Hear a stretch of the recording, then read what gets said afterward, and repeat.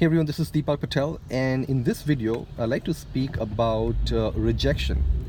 So if you're a financial advisor or wealth manager, financial planner, investment advisor, anybody who is selling financial solutions to clients, then you must be looking to get more clients. Now if you have a healthy book, then this video is not going to help you.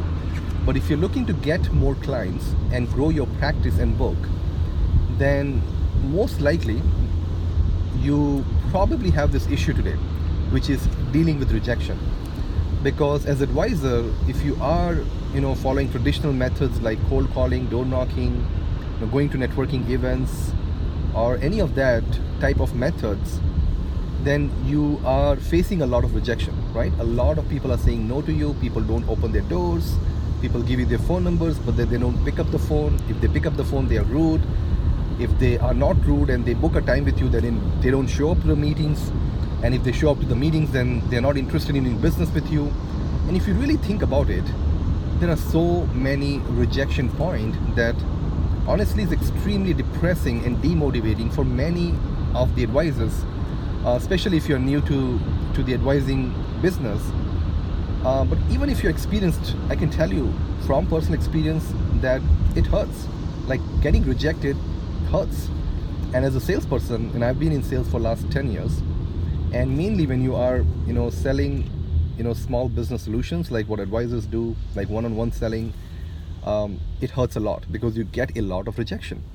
I have sold for last 10 years, a lot of sales happen in the corporate world where I was selling to large companies, and you still get rejected there as well, but it doesn't feel that bad, right? Because there are more than one people who feel that rejection. It's a large company, you don't get rejected as much. But when you are on your own, like what I do right now and what most advisors do, and when we are trying to get in front of so many people, you are going to get a lot of rejection. It's just the way things are. And one of the things that you would find is if you're using social media strategy to get clients, you still will get rejection, because there may be a misconception about social media that social media is this magical thing where people behave differently, which obviously is the opposite, right? Social media is social media, and people are people. What social media allows us to do, such as platform like LinkedIn and Facebook, is to access a lot of people very quickly, right? That is the power of medium. But you must understand that the moment you access a lot of people, people are people. So they are going to reject you.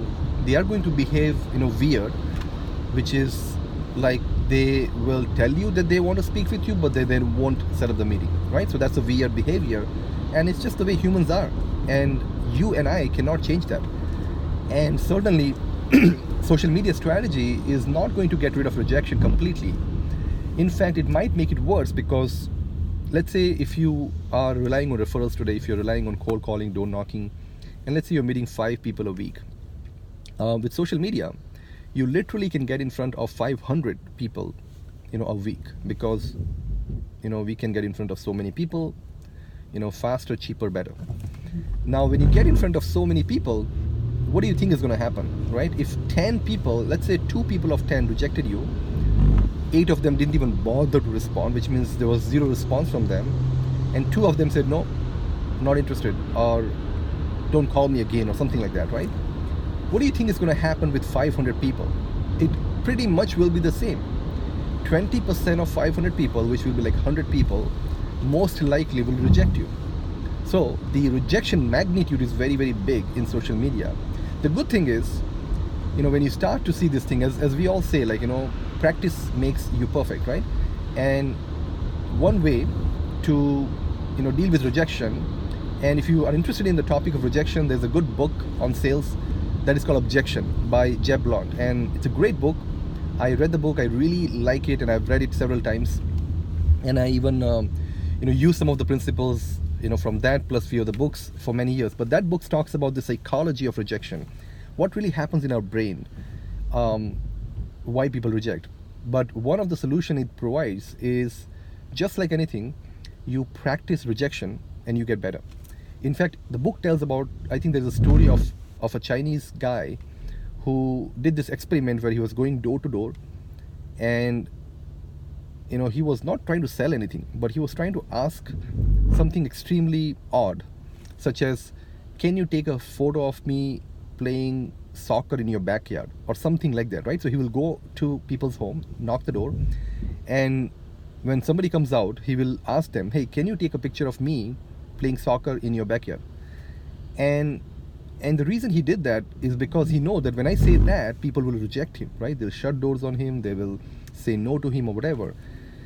And that will help him to build the muscle to deal with rejection. And I think he went and did this whole experiment for a long time. Then he summarized everything, and there was this whole scientific process on how he was able to become, I think, a top salesperson, I believe, later on, or something like that, just by building the muscle of rejection. So it's a great story, and what it really tells people like you and I is that if you want to get clients, and if you want to grow your business and practice and make your money and income and all that good stuff, then you must, there is no option, you must learn to deal with rejection, right?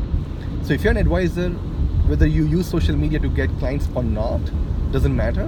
But if you want to get more clients, grow your book, then you must learn how to deal with rejection. So if practicing rejection helps you, get better at dealing with rejection, and helps you better handle yourself and also the client who is giving you rejection, then practice is a good thing. The good thing with social media is now that you have 100 people rejecting you, it allows you to practice more the problem rejection. And honestly, I don't now feel bad with rejection. In fact, one of my affirmations that I read every day, and I teach advisors also to have that type of process, to have affirmations and all that good stuff, is that I don't feel bad when people reject me. If somebody tells me no as an advisor, and I get told no a lot, right? Because I use the same method that I teach advisors, and I get 100 people telling me no. Some are more rude than the others, and because I have heard no's from so many people and I have practiced, it doesn't feel as bad.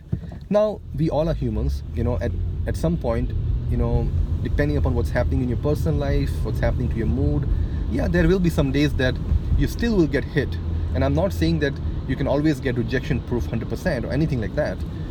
As humans, we always are emotional. There's always going to be an aspect of us that will feel bad when we get rejected, but you can get 90% proof by practicing, and social media strategy will allow you to do that. It's very hard to do what the Chinese guy did, which is door knocking and getting rejections and all that. We don't really have to do that.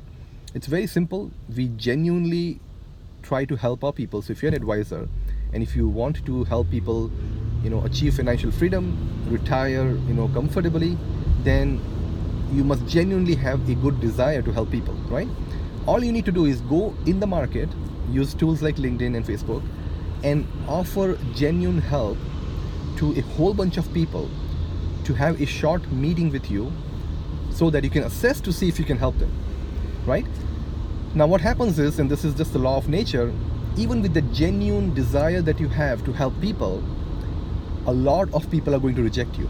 And at that point, because you don't have anything bad against people, you're not trying to do anything bad, you shouldn't really feel bad. You should just accept it as they are not interested and move on to the next one. And you just do that, days and days and weeks and weeks. And very quickly, this can happen like within 4, 5, 6 days, that you don't feel bad with rejection. You now can comfortably go and speak to many people and try to get many meetings. So I think using social media strategy, and I've done it myself, it's a great way to deal with rejection, because people don't talk about rejection a lot, and I thought, let me shed some light on this, because I have members in my program who are advisors, and they all struggle with this rejection. They come to the call and ask me, and I speak with them, I coach them, I show them the scientific method and the psychological approach to deal with rejection. But at the end of the day, it really comes down to something very simple, right? As I said, have a genuine desire to help people, put the offer, and when they say no, move to the next, right? If you just do that, within 5-6 days, you would not feel bad about, rejection. You'll almost anticipate rejection, and you, like personally on your side of the house, like your mind and your attitude will completely be normal, and it will not be a thing at all in your life. And this could be a very, very powerful personal development, skill that I can tell you that, you must build if you want to sell. And you need to keep practicing like anything, right? You keep practicing this by doing this. And I do this thing today by, every day going in the market, making offers to people, getting rejected by most of them, and getting yeses from most of them as well, or quite a few, not most, but a number of people do say yes to me. They do get on a call with me. They do become my clients. And a lot of people who get on the call do not become my clients. That's the gain part of rejection. They reject the offer. And what you also need to understand is, people don't reject you personally, right? The rejection is not about you. The rejection really is more about, the offer that you're putting in front of them. So just keep that in mind, that people are not rejecting you, they're rejecting what you're offering. So if you are getting rejected a lot, you might want to change what you're offering, right? Like instead of meeting, offer them something else. And there's a whole process to do that. So I hope you found this video useful. And if you have any questions, just send me a message. And then I look forward to speaking with you. Thank you.